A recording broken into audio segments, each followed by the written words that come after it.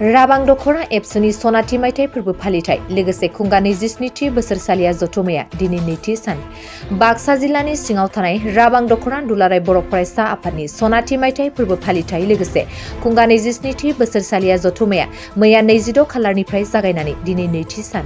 हाबाफारि बादियै आलासि जिरायसालि बेखेवनाय, गाहाय दरखं बेखेवनाय, जौसां आरो सायनासालि बेखेवनाया मोजाङै मोजां जोबनानै थाङो। खौरांनि गेजेरजों बानजाय आफादनि मासिगिरि एबा बर' सावथुन मुलुगनि फावखुंगुर फैलाजे बरगयारिया मा बुंदों आबुङै मिथिना लानि।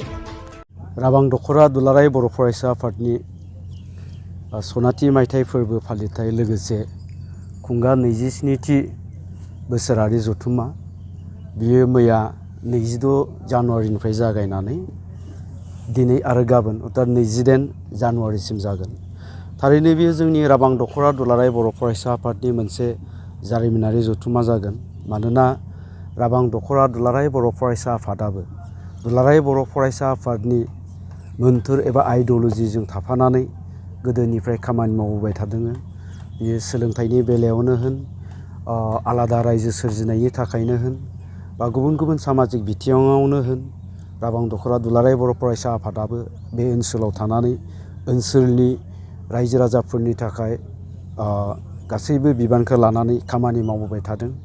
आरो बे गोलाव 50 बोसोरनि गेजेरावहाय जाय बिथांमोना बिबान लानानै खामानि मावबोबाय, गोबाङानो रुंसारि जालांबाय आरो दिनै जायफ्रा थांनानै दङ बिथांमोनखौबो जोङो नैबे फालिथायाव लेंहरनानै मान बावनो नागिरदों।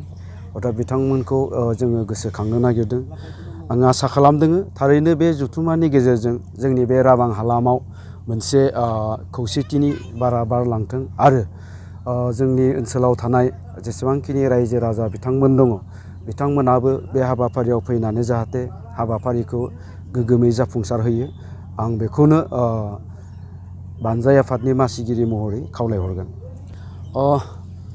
जोंहा मैया 26 जानुवारि खालि गेलेनाय बादायलायनाय, बिदिनो भलिबल बादायलायनाय, काबादि बादायलायनाय बेफोर हाबाफारिया जादोंमोन आरो मैयानो बेखौ जोङो फोजोबनानै लानाय जादों। आरो बेवहाय दान्दिसे समनि उनावहाय जिहेतु दिनै बिटिआर गोजोन गोरोबथानि सान, बे गोजोन गोरोबथानि सान फालिथायखौबो बाक्सा जिल्ला दुलाराय बर' फरायसा आफादा बे खाबुआवनो जोंजों फैनानै बेखौ फालिलांनो नागिरदों। आरो बिनि अनगायैबो जोंहा बेवहाय थुनलाइयारि बादायलायनाय दङ। जोंनि बे ओनसोलनि उन्दै उन्दै फरायसा जायफोरा माने एलपि स्कुलाव, एमइ स्कुलाव, हाइ स्कुलाव आरो कलेज लेभेलाव फरायबाय दङ बिथांमोननि थाखाय जोङो थुनलाइयारि बादायलायनाय आयदा लादों। बिनि उनावहाय बयनिख्रुइबो इम्परटेन्सआ जाहैबाय जोङो बेलासिनिफ्राय डेलिगेट जथुम्माया जागोन।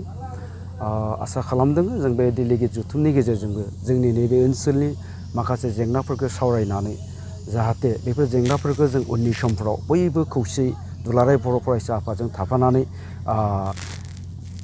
जेंनाखौ सुस्रांलांनो हायो। दा बेफोरबो सावरायजानाय जागोन आरो बेनिफ्राय गोदान आफाद दानाय जागोन। बे गोदान आफादाबो जाहाथे उननि समावहाय बिबान लानानै हारिनि आरो बे ओनसोलनि थाखाय खामानि मावलाङो, जों बेखौनो आसा खालामो।